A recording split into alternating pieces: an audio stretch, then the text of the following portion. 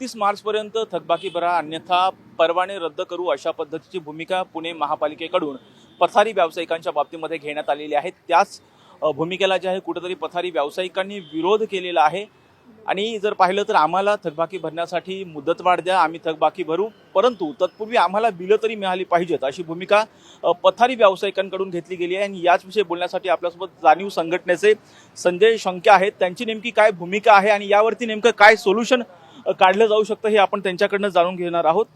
31 मार्चपर्यंत थकबाकी भरा अन्यथा परवाने रद्द करू अशा पद्धतीची भूमिका महापालिकेकडून घेण्यात आलेली आहे।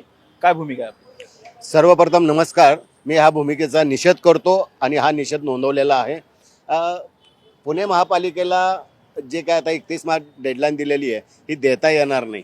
त्याचं कारण असं आहे की आम्ही ज्या वेळेस पतविक्रेता समितीमध्ये निर्णय घेतला, जे प्रमाणपत्र ज्या तारखेला दिलं तिथून त्याचं 5 वर्षांनी सर्वेक्षण झालं पाहिजे आणि त्या तारखेपासून त्याचं शुल्क आकारणी झाली पाहिजे। पुणे महापालिकेने 31 मार्च दिले ती 2014 ते 2017 मध्ये दिलेल्या प्रमाणपत्रावर दिली। एकूण ही रक्कम होते 4.5 लाख आणि 4.5 लाख रुपये एका भागाला होतात, एका भागामध्ये 9.5 लाख होतात, एका भागामध्ये 2.5 लाख होतात। म्हणजे हे दर दिलेले तेही भयानक आहेत। माझ्या कार्यकाळामध्ये हे मी दर निम्मे करून आणलेले होते। म्हणजे ए प्लस असेल तर तिथं 200 रुपये आणि ए असेल तर 100 रुपये आणि त्याच्या खाली बी असेल तर 50 रुपये आणि मग ई कॅटेगरीला 25 रुपये आणि चर्मकारांसाठी 5 रुपये असा आपण हा दर केलेला आहे। आणि ही मोठी रक्कम गोळा करण्यामध्ये पुणे महापालिका एकमेव देशातली अशी आहे की जिने महसूल गोळा केला आहे। देशामध्ये अनेक महापालिका आहेत त्या वेगवेगळ्या पद्धतीने महसूल गोळा करत आहेत। काल आम्ही पिंपरी चिंचवडला आंदोलन केलं, त्याचंही आंदोलन असं होतं की आमच्याकडून 1400 रुपये घेतले पण आम्हाला प्रमाणपत्र दिलं नाही पण शुल्क वसुली करतायत। हे पिंपरी चिंचवडची कथा होती। पुणे महानगरपालिकेमध्ये आपण पाहिलं तर 525 झोन आम्ही केलेले आहेत, अधिकृत झोन आहेत। ह्या झोनमध्ये बसलेल्या व्यावसायिका व्यतिरिक्त इतर व्यावसायिकांचं सर्वेक्षण होणं अपेक्षित होतं। मी आपल्याला ह्या चॅनलला सांगू इच्छितो की आम्ही 86 पासून काम करत असताना 92ला आम्ही एक ड्राफ्ट तयार केला आणि तो 2000ला भारत सरकारला सादर केला। तो ड्राफ्ट लिहिणाराही मीच आहे। त्या ड्राफ्टवर भारत सरकारने जो टास्क फोर्स केला होता त्याचा मी सदस्य आहे आणि जाणीव संघटनेचा जनरल सेक्रेटरी। आज मुंबईमध्ये आम्ही हे आंदोलन करतो आहोत। मुंबईमध्ये पुण्यामधले विनायक दहिबातेंच्या नेतृत्वाखाली 500 लोक मुंबईला गेलेले आहेत आणि ते आझाद मैदानामध्ये सहभागी होतील। प्रत्येक जिल्ह्यातून तिथं लोक येतील आणि ते आंदोलन 11 वाजता सुरू झालेलं आहे। महापालिका ही का चुकीच्या भूमिका घेते त्याला कारणं राजकीय आहेत। तुम्ही पाहिलं असेल की 6 महिन्यापूर्वी राजकीय नेत्यांनी काही रस्ते खाली करायचे आहेत, वेगवेगळी कारणं दिली आणि त्यानंतर तिथं कारवाई सुरू झाली। त्याला जाणीवने विरोध केला आणि ती कारवाई थांबलेली आहे। राजकीय पुढाऱ्यांनाही निवेदन दिलेलं आहे। यापूर्वी पहिल्यांदा मी आझाद मैदानावर आंदोलन केल्यानंतर एक कॅबिनेट व्हायला पाहिजे होती। माननीय उद्योगमंत्री उदय सामंत यांच्याबरोबर 2दा मीटिंग झालेली आहे या विषयावर आणि ह्या विषयावर मीटिंग झाल्यानंतर त्याच्यावर निर्णय घेण्याची वेळ आली होती। आता राज्याचं अर्थसंकल्पीय अधिवेशन चालू आहे, त्या अधिवेशनामध्ये ह्या विषयावर आवाज उठवला गेला पाहिजे असं आमची भूमिका आहे।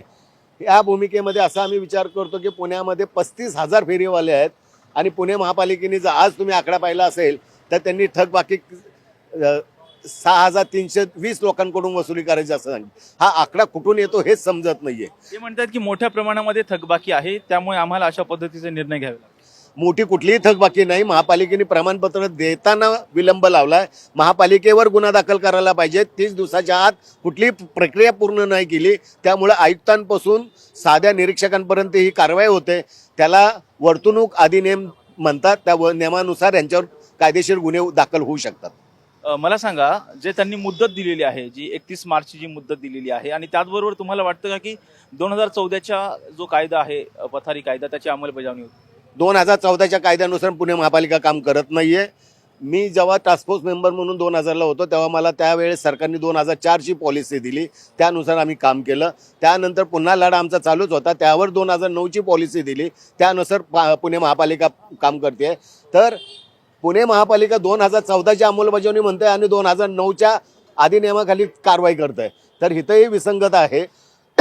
जर 2009ची कारवाई थांबलेली आहे 2014 नंतर, मला तुम्हाला अजून एक गोष्ट सांगायला लागेल की सर्व महापालिका आणि सगळ्या नगर परिषदा चुकीच्या मार्गावर चाललेल्या आहेत.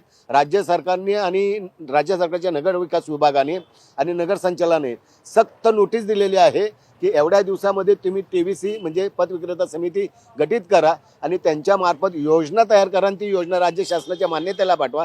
त्यानंतर बाकीचे उद्योग करा. म्हणजे आता जे चालू आहे ते तोपर्यंत यांना शुल्क वसूल करता येत नाही. जोपर्यंत योजना होत नाही तोपर्यंत. महापालिका म्हणते 64 कोटी रुपयाची थकबाकी बाकी आहे. 64 कोटी ही रक्कम महापालिकेने ठरवलेली आहे. आम्ही म्हणतो ती 10 कोटीच्या आत पण येत नाहीये.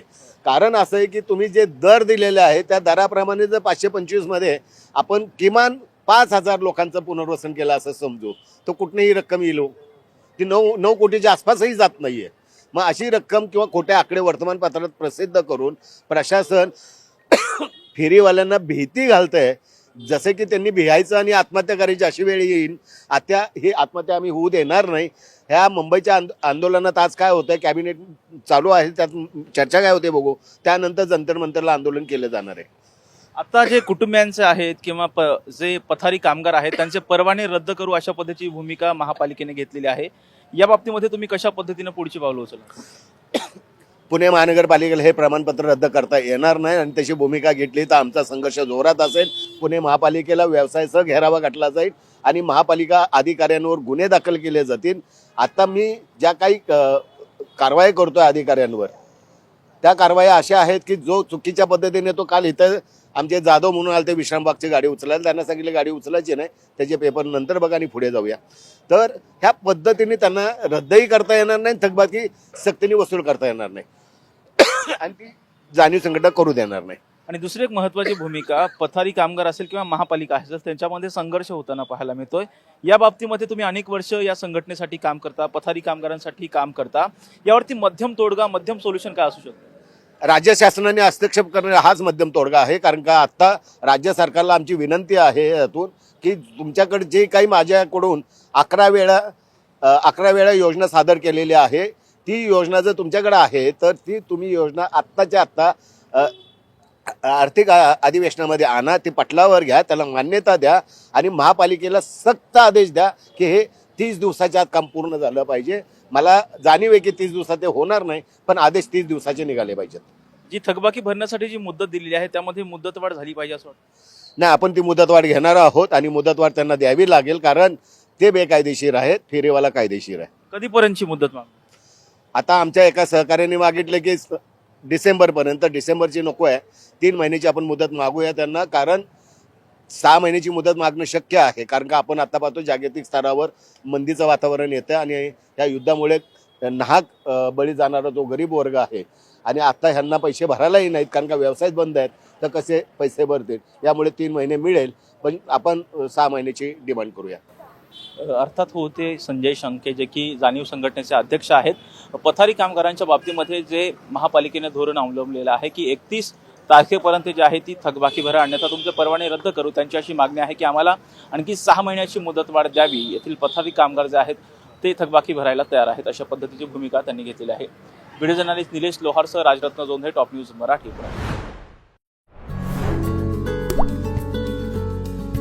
आता जोकासू STP या अत्याधुनिक जॅपनीज तंत्रज्ञानाने सुसज्ज, quick installation, energy efficient, noiseless blowers, low maintenance या आणि अशा वैशिष्ट्यांनी परिपूर्ण जोकासू STP तंत्रज्ञान प्रकल्प उभारणीपासून ते विक्री पश्चात समाधानकारक सेवा देणारी, भारताबरोबरच परदेशात देखील प्रकल्पांची यशस्वी उभारणी करणारी company Deccan water treatment private limited.